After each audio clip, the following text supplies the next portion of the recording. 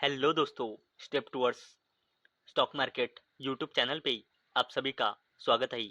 तो दोस्तों, आज के इस वीडियो में हम ऐसी कंपनियों के बारे में बात करेंगे जिन पे ज़बरदस्त अपडेट आई है और ये कंपनियां कल मार्केट ओपन होने के बाद फोकस में रहने वाली है। तो चलो वीडियो स्टार्ट करते हैं।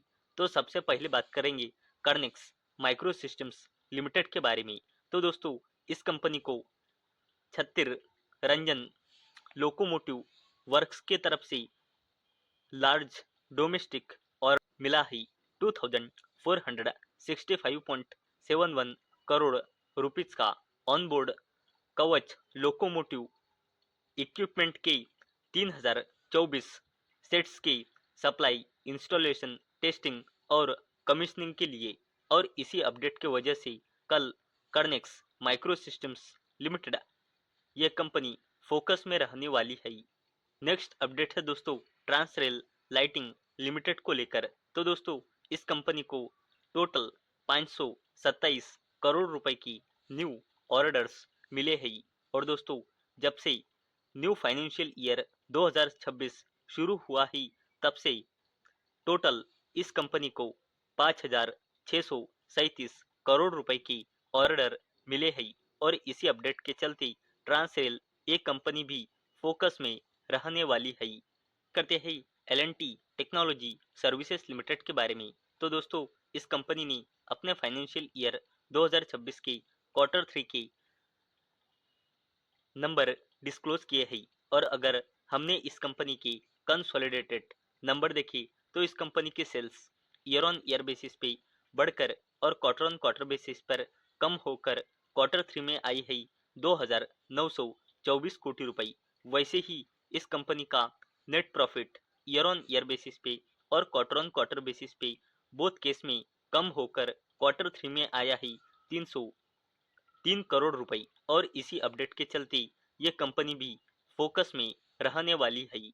नेक्स्ट अपडेट है दोस्तों वारी रिन्यूएबल टेक्नोलॉजीज लिमिटेड को लेकर। और दोस्तों, इस कंपनी ने भी अपने फाइनेंशियल ईयर 2026 का क्वार्टर 3 का रिजल्ट डिस्क्लोज किया है। और दोस्तों, अगर हमने इस कंपनी की कंसोलिडेटेड नंबर देखी तो कंपनी की sales year on year basis पे और क्वार्टर ऑन क्वार्टर बेसिस पे बढ़कर क्वार्टर 3 में आई है 851 करोड़ रुपए।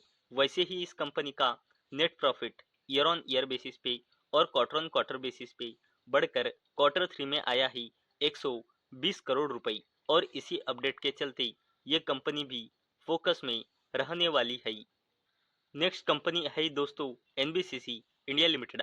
और दोस्तों, इस कंपनी को इंडियन ओवरसीज बैंक की ओर से 55 करोड़ रुपए का ऑर्डर मिला है। और इसी अपडेट के चलते NBCC इंडिया लिमिटेड ये कंपनी भी फोकस में रहने वाली है। बात करते हैं RailTel corporation of India limited के बारे में। तो दोस्तों, इस कंपनी को सेंट्रल रेलवे के तरफ से 88 करोड़ से भी ज्यादा का ऑर्डर मिला है। और इसी अपडेट के चलते RailTel corporation of India limited ये कंपनी भी फोकस में रहने वाली है।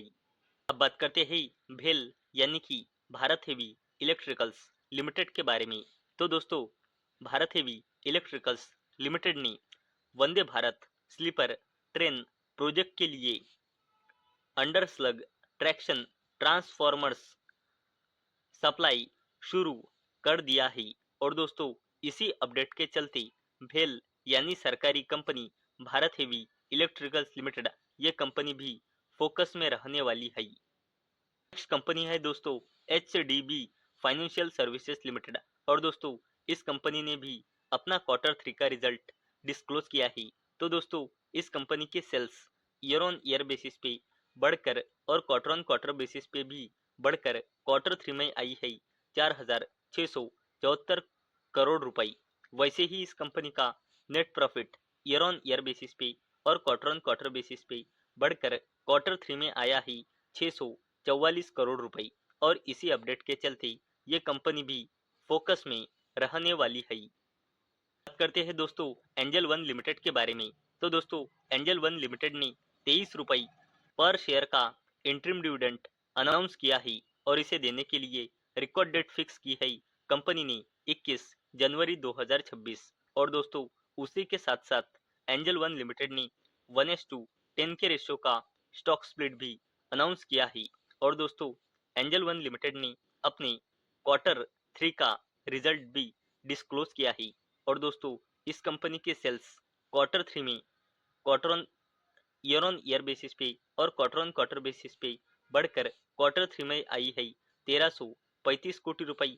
और net profit year on year basis पे क्लाइन होकर और क्वार्टर ऑन क्वार्टर बेसिस पे ग्रो होकर क्वार्टर 3 में आया है 269 करोड़ रुपए। और इसी अपडेट के चलते ये कंपनी भी फोकस में रहने वाली है। करते हैं जियो फाइनेंशियल सर्विसेज लिमिटेड के बारे में। और दोस्तों इस कंपनी ने भी अपने क्वार्टर 3 का रिजल्ट डिस्क्लोज किया है। और अगर हमने इस कंपनी के कंसोलिडेटेड नंबर देखे तो इस कंपनी के sales year on year basis पे बढ़कर और क्वार्टर ऑन क्वार्टर बेसिस पे कम होकर क्वार्टर 3 में आई है 901 करोड़ रुपए।